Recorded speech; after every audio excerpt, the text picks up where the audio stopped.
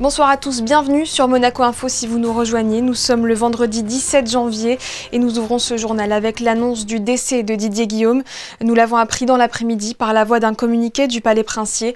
Le ministre d'État est décédé des suites d'une maladie fulgurante. Le prince souverain a tenu à saluer son engagement remarquable au service de la principauté. Patricia Navarro. Oui, Didier Guillaume avait été hospitalisé en urgence en fin de semaine dernière au CHU de Nice. C'est à la fin de l'été qu'il avait rejoint la principauté après avoir été désigné au mois de juin par le prince souverain. Le 2 septembre, il prêtait officiellement serment au Palais Princier et succédait ainsi à Pierre Dartout à la tête du gouvernement. Il s'était très rapidement engagé sur des dossiers urgents lors des débats budgétaires devant le Conseil national, comme le projet de restructuration du centre commercial de Fontvieille, le centre de tri de valorisation des déchets et la sortie de la liste grise du GAFI, le groupe d'action financière. Le prince souverain, dans le communiqué publié aujourd'hui, a rappelé qu'il a su démontrer toute sa détermination et son savoir-faire afin de réaliser des avancées concrètes sur les sujets essentiels pour l'avenir de Monaco, tant sur le plan national qu'international, soulignant également ses qualités humaines qui ont été grandement appréciées. Le gouvernement princier a également fait part de sa très vive émotion. Les membres du gouvernement et l'ensemble des personnels de l'administration tiennent à exprimer à son épouse et ses proches leurs condoléances sincères et attristées. Avant de prendre ses fonctions en principauté, Didier Guillaume avait été notamment président du Conseil général de la Drôme, sénateur français et ministre de l'Agriculture et de l'Alimentation dans le second gouvernement d'Édouard Philippe entre 2018 et 2020.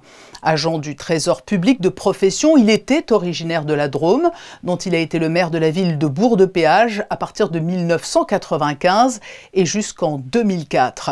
À l'annonce de son hospitalisation soudaine il y a une semaine, Isabelle Béraud, ministre des Relations extérieures et de la coopération, a été désignée ministre d'État par intérim. Didier Guillaume était âgé de 65 ans. Et la date des obsèques du ministre d'État sera communiquée ultérieurement. Ce matin avait lieu en la cathédrale les obsèques d'Henri Rey. Cette figure emblématique de la principauté s'est éteinte mardi à l'âge de 86 ans. Pour rappel, Henri Rey avait succédé à son père, Jean-Charles Rey, à l'étude notariale qu'il dirigea tout en assurant son rôle d'élu au Conseil national pendant 40 années. Il a également endossé, entre autres, la casquette de président de l'AS Monaco et de vice-président du comité olympique. Aujourd'hui, tout Monaco lui rend hommage. Le prince Albert II et son Altesse royale, la princesse de Hanovre, étaient d'ailleurs présents pour la cérémonie, comme vous pouvez le voir sur ces images. Le souverain qui a également assisté aux 25 ans du Grimaldi Forum.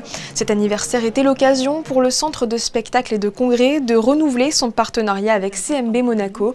Une confiance qui dure depuis 20 ans et qui est essentielle au maintien de l'excellence de l'établissement et de sa programmation. Je vous propose d'écouter à ce sujet le directeur général de la banque privée, Francesco Grosoli, au micro d'Alban Gingembre et Sylvain Péroumal. Je pense que le succès, c'est le travail des équipes. Je pense que les objectifs sont alignés. On parlait de RSE auparavant. Donc c'est vraiment, le partenariat fonctionne parce que les personnes sont là et les personnes s'entendent extrêmement bien et les deux organisations ont vraiment des objectifs communs, dont le rayonnement de la principauté. Après la signature, place au divertissement avec l'Electro Winter Party. Parmi les têtes d'affiche, le collectif Bon Entendeur. Le duo de DJ français composé d'Arnaud Bonnet et Pierre Della Monica triomphe en ce moment avec un remix de Nicoletta. Fabien Bonilla et Thomas Deus les ont rencontrés. Regardez. La première étape, c'est forcément un coup de cœur sur la version originale.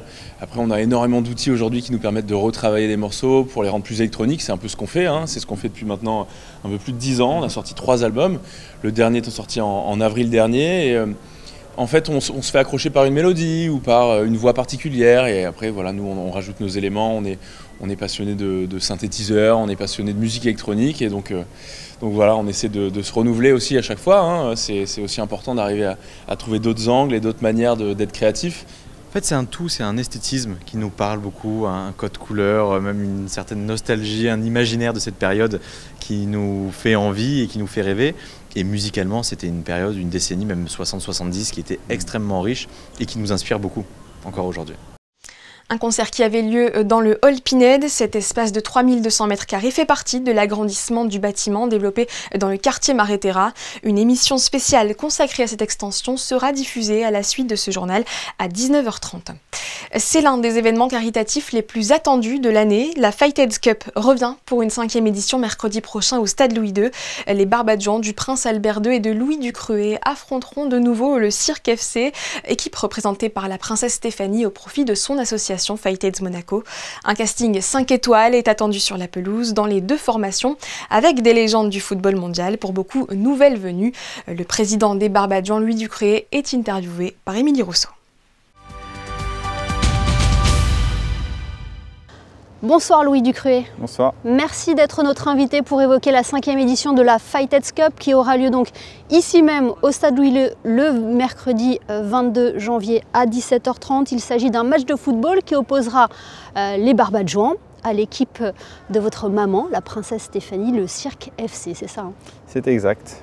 Voilà, c'est un match qui a lieu pour la 5e fois depuis donc, 2020. On a eu un arrêt en 2021, mais voilà, 5e édition 2025, on a hâte que ça se déroule. Et qui aura lieu donc au profit de Fightheads Monaco, association qui lutte contre le VIH-Sida. Voilà, c'est ça, c'est l'association de ma maman qui a lieu en même temps que le cirque. Du coup, ça a été une évidence pour nous de faire ça en même temps, de lier les deux participations de ma mère, son association Fightheads et le cirque. Voilà, depuis quelques années, elle gagne dans les deux camps, parce qu'elle gagne pour Fightheads, elle gagne avec le cirque. J'espère qu'il y aura un partout cette édition-là. Est-ce qu'il y a une petite rivalité mère-fils saine hein? C'est pas que mère-fils, hein, c'est aussi avec son frère, hein, avec mon oncle le Prince Albert, voilà, c'est lui qui m'a confié cette équipe des Barbadjans, et du coup, voilà, c'est la première fois qu'ils se sont battus tous les deux pour m'avoir dans l'équipe quand j'étais un peu en âge de jouer. Et bon, mon oncle m'a fait comprendre que j'allais jouer avec mes idoles comme Ludo Giuli, Didier Deschamps. Il m'avait passé le brassard de capitaine, donc j'ai dit à ma mère, c'est quand même très vite vu le choix. Et donc depuis, ouais, c'est une rivalité. Ma mère l'a toujours un peu en travers de la gorge que j'ai pas choisi le cirque. Mais bon, maintenant avec ce qu'on a fait de ce match qui avait lieu à Cap d'Aille dans l'anonymat le plus complet, elle est quand même très contente. De grands noms du football seront présents. On peut citer quelques-uns, Christian Carambeu, Robert Pires, Raphaël Varane aussi a confirmé sa participation. Pas mal d'anciens monégasques aussi, Ludovic Giuli, on retrouvera Javier Saviola également, Eric Abidal, Yuri Djorkaeff. Comment on fait pour réunir d'anciennes gloires du football comme ça ici à Monaco? Pour les anciens monégasques, c'est assez facile parce que c'est des joueurs qui ont quand même l'amour du maillot de Monaco, de jouer sur cette pelouse qui a été mythique pour eux, parce que tous, quand ils m'envoient des messages, c'est j'ai hâte de refouler cette pelouse. Ils ont l'amour aussi de la famille princière et sont sensibles aux causes que la famille peut défendre. Et de manière générale, ils ont tous le cœur sur la main. Donc voilà, c'est des joueurs qui ont toujours le contact rapproché avec Monaco et donc avec nous. Et donc voilà, c'est quand même assez facile de les convaincre. C'est plus difficile d'essayer de changer le casting du côté du Cirque FC avec les joueurs internationaux, mais généralement, voilà, on prend des joueurs qui ont quand même des mentalités qui se rapprochent un peu des nôtres. Et du coup, voilà, ils sont toujours ravis de pouvoir venir et participer à cet événement. Et cette année, grande première, il y aura un parrain d'exception, capitaine de l'équipe de France. Il a également porté le maillot rouge et blanc, c'est Patrice Evra. C'est exact. Voilà, cette année, on a voulu essayer de faire des nouveautés un peu sur tous les domaines. Et on a voulu donner un peu plus de responsabilité à certains joueurs et surtout qui ont une certaine notoriété, une certaine visibilité sur les réseaux qui sont quand même assez importants aujourd'hui. Et qui de mieux qu'un Pat Evra, notamment avec son parcours voilà, de 2003-2004, ça reste quand même s'il est très connu pour sa carrière à Manchester United, il y en a beaucoup qui oublient qu'il est quand même passé par Monaco. Certains l'oublient un peu volontairement, mais voilà, nous, on ne l'oublie pas. Et lui, ne l'a pas oublié parce que dès qu'on lui a proposé, il a directement dit oui avec un grand plaisir. Donc voilà, on est heureux de pouvoir compter sur Pat pour ce rôle. Celui qu'on n'oublie pas également, c'est Jeannot Petit. Un hommage lui sera rendu, son nom sera à jamais lié au club de la Principauté. Et il est lié aussi au Barbadjan parce qu'il a été aussi à l'origine un peu des Barbadjans à l'époque où mon oncle avait créé un peu cette équipe dans les années 80 et, sous son premier nom Mounegou Aoutou. Et dès que j'ai repris le flambeau des Barbadjans, il a été un soutien direct et précieux. notamment par ses relations avec les autres joueurs, mais aussi par son aura. Voilà, c'est une évidence. En plus, ça sera vraiment 1 an après sa disparition. Donc il était avec nous son dernier soir avant de nous quitter. Donc voilà, c'était pour nous une évidence et c'était pas un sujet de savoir si Jeannot, on allait lui rendre hommage à ce moment-là. Qu'est-ce que ça représente pour vous, Louis Ducruet, de présider cette équipe que votre oncle, le prince Albert II, vous a confiée il y a quelques années? Pour moi, c'est un honneur et c'est une fierté parce que c'est la passion qu'on a commune avec mon oncle, c'est le foot, le sport de manière générale, mais le foot et la passion de l'AS Monaco. Et donc, quand j'ai eu l'honneur de pouvoir reprendre le flambeau de cette équipe, j'ai eu une fierté et aussi un peu les responsabilités d'un grand nom comme ça, qui était déjà connu sur Monaco et que maintenant on essaie de faire connaître à l'international.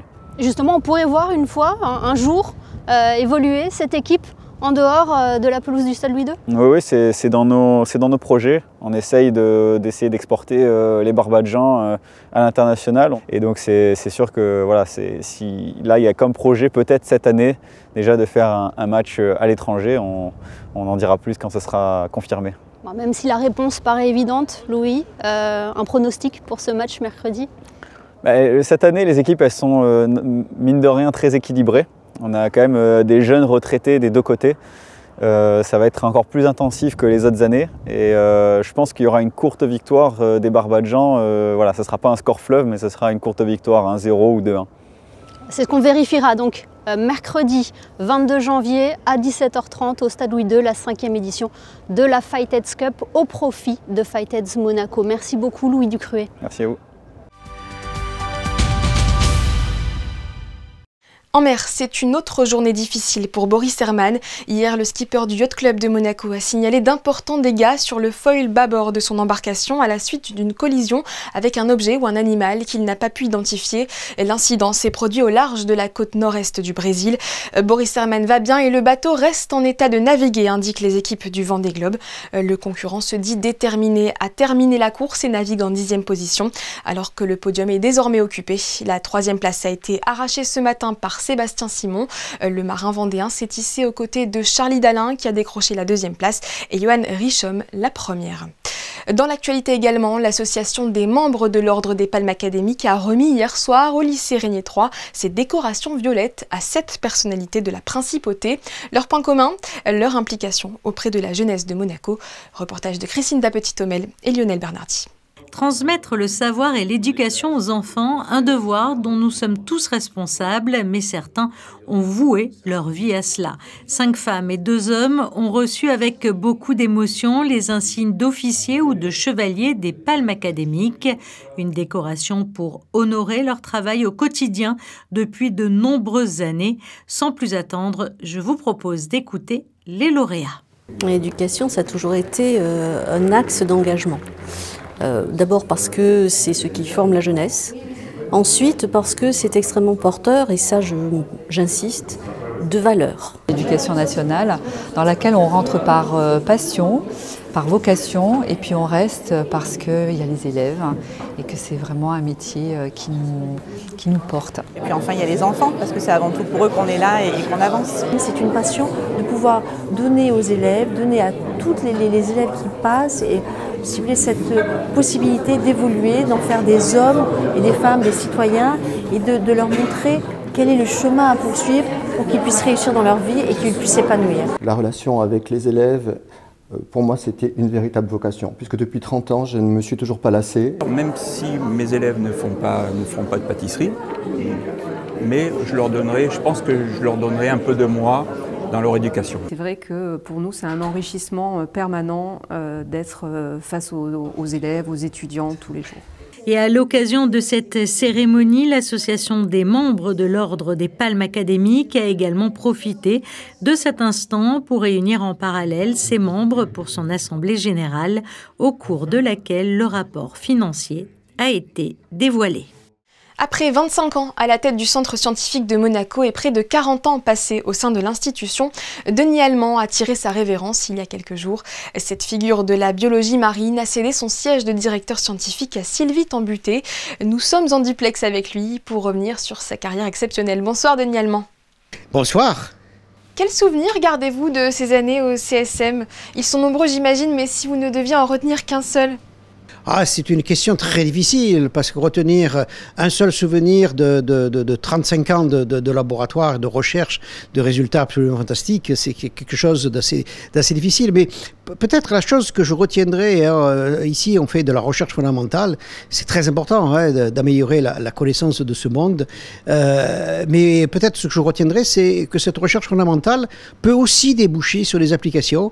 Et à travers une application, on a créé une start-up, Coralliotech, qui maintenant est autonome. Et ça, c'est un beau résultat parce que c'est un résultat qui est issu de la recherche fondamentale et qui montre bien l'intérêt de faire une recherche non intéressée, non visée au départ sur un programme bien particulier. Avec vos équipes, vous avez développé les activités de biologie marine avec l'étude du corail rouge, mais pas que.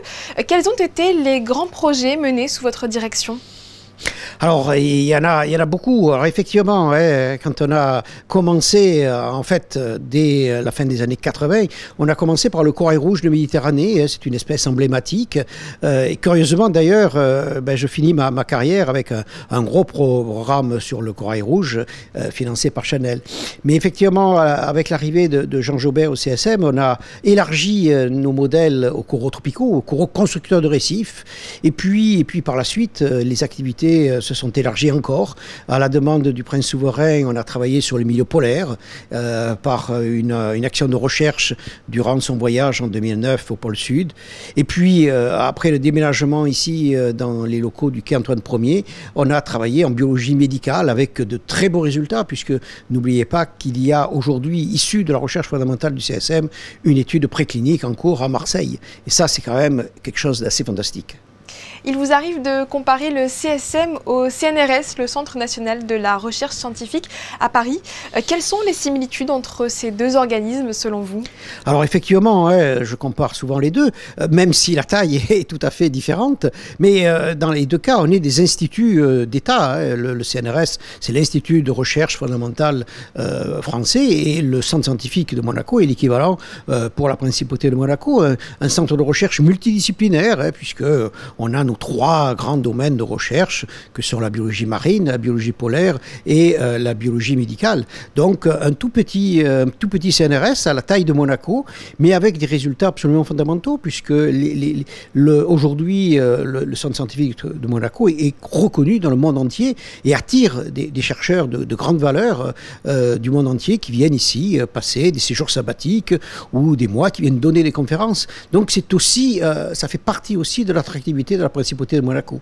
Effectivement, il est reconnu comme acteur majeur dans la lutte pour la préservation des coraux. Ces derniers sont en effet menacés. Si la température augmente de plus de 2 degrés, il n'y aura plus de récifs coralliens d'ici 2100. C'est ce que nous apprend le GIEC. Quelle serait la conséquence de cette disparition ? Alors, vous avez tout à fait raison de dire ça, sachant qu'aujourd'hui, les perspectives, c'est plutôt plus 3 degrés. Donc, on risque effectivement d'atteindre la prévision très pessimiste du GIEC. La conséquence, bien sûr, est écologique, la perte de 30% de toute la biodiversité marine. Mais je dirais que la conséquence est surtout humaine, avec la migration de 500 millions de personnes qui vivent et dépendent des récifs coralliens. Et c'est pour ça que le Centre scientifique de Monaco développe des recherches très fondamentales pour mieux comprendre les impacts des changements climatiques et les réactions des coraux, mais aussi des recherches plus appliquées avec le Conservatoire du corail. Les coraux sont donc importants pour la biodiversité marine, vous l'avez dit, et ils sont aussi efficaces pour soigner les cancers. Comment cela est-il possible ? Alors, c'est peut-être une des grandes originalités du CSM, c'est d'avoir dans ces locaux des équipes aussi diverses que des équipes de biologie marine, de biologie polaire, de biologie médicale. Normalement, ces différentes équipes de recherche travaillent dans des facultés différentes. Les équipes de biologie médicale travaillent en fac de médecine, et les équipes de biologie corallienne travaillent en fac de sciences. Ici, tout le monde travaille sur les mêmes laboratoires, utilise les mêmes équipements. Et ça permet réellement vraiment une discussion, ça permet un enrichissement mutuel. Et c'est de cet enrichissement mutuel qui sont nés des programmes interfaces très importants. Hein. Et là, vous parlez de cancer et coraux, on s'est aperçu que les coraux pouvaient protéger grâce à certaines molécules le cancer. On s'est aperçu également que le corail pouvait être un modèle pour mieux comprendre certains processus engagés dans le cancer, hein, comme la résistance à l'hyperoxie, comme la résistance, le développement du système nerveux. Hein. Aujourd'hui, l'équipe de Vincent Picot utilise une anémone de mer pour mieux comprendre le développement du système nerveux. Sylvie Tambuté vous succède désormais. Comment s'est passée la passation ? Eh bien, la passation s'est déroulée très facilement puisque Sylvie Tambuté travaille au CSM depuis quand même très longtemps. Elle a travaillé avec moi, elle a été ma doctorante il y a de nombreuses années. Donc, elle connaît parfaitement le Centre scientifique de Monaco. Donc, c'est une évolution qui va se faire, une réelle évolution parce que, bien entendu, elle est beaucoup plus jeune que moi, elle a des méthodes très différentes. Donc, le CSM va évoluer grâce à elle, mais c'est une évolution, je dirais, dans la tranquillité, hein, puisque il y a une connaissance du milieu qui va permettre cette évolution dans la tranquillité, hein, et à partir des bases obtenues, elle va pouvoir développer encore plus les activités du Centre scientifique de Monaco. Merci beaucoup Denis Allemand d'avoir été avec nous ce soir. Je rappelle que vous restez actif puisque vous êtes toujours membre de différents conseils scientifiques, notamment celui de la Fondation Prince Albert II et de différents conseils d'administration comme celui de l'Observatoire océanologique de Villefranche-sur-Mer. Quand la musique est utilisée comme outil diplomatique, cela donne ça. Hier soir, à l'UNESCO, un concert intitulé « Une symphonie méditerranéenne » était organisé par la délégation permanente de la Grèce, en partenariat avec les délégations monégasques, égyptiennes et marocaines. Un voyage musical auquel ont assisté Justin Hadel et Jérémy Henry.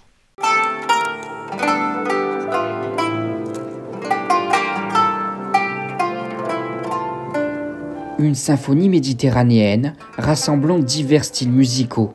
Voici l'essence même du concert tenu ce jeudi à l'UNESCO, une diversité culturelle qui est fière d'entretenir l'institution. C'est la mission de l'UNESCO de célébrer la diversité culturelle et je pense que l'artiste grec très connu, Evantia Rubitsika, va vraiment nous donner l'essence de ce patrimoine culturel. À travers la musique, c'est surtout l'idée de rassembler qui est mise en avant par la délégation grecque à l'initiative de l'événement. On pense que c'est la meilleure manière de disséminer ce message d'espoir, de compréhension et de solidarité parmi les pays méditerranéens.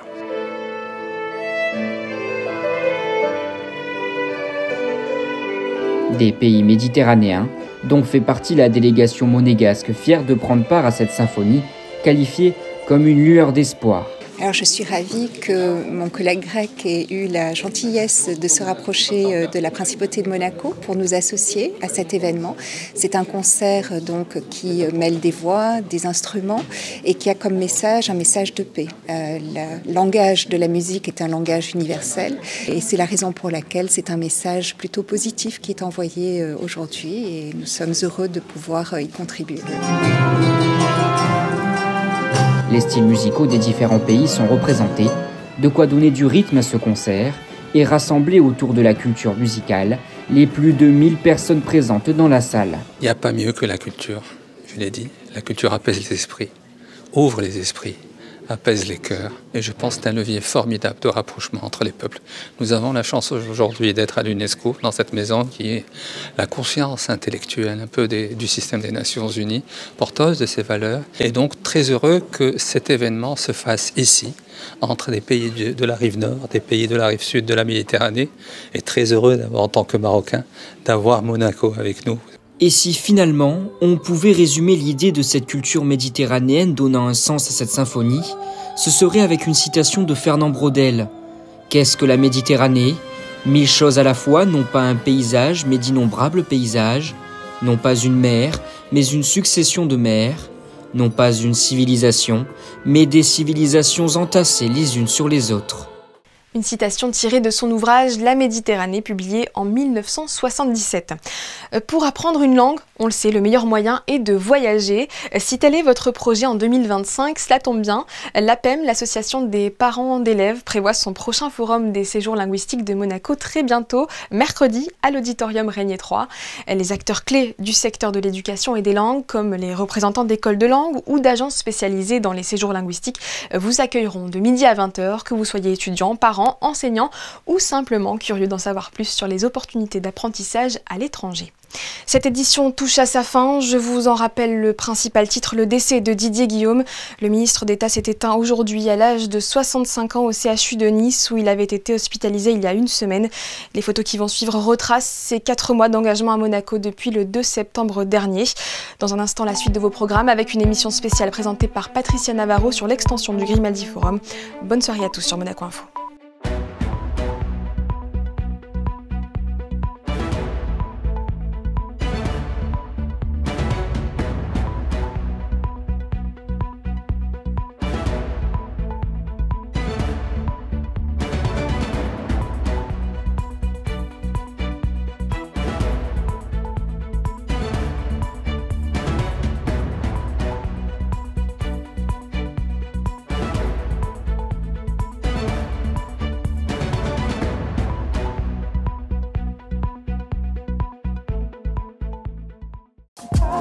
Retrouvez la météo avec Maya Bay, le restaurant référence thaï japonais de Monaco.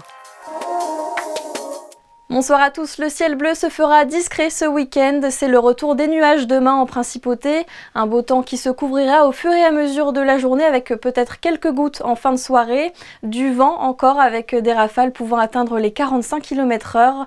Côté température, le thermomètre affichera 8 degrés le matin et jusqu'à 17 degrés l'après-midi. Et en ce samedi 18 janvier, nous fêterons les Prisca. Et puis la citation du jour, une chose n'est pas juste parce qu'elle est loi, mais elle doit être loi parce qu'elle est juste. Vous l'avez peut-être reconnu, ce sont des mots du philosophe Montesquieu qui est né en 1689, un 18 janvier. C'était la météo avec Maya Bay, le restaurant référence thaï japonais de Monaco.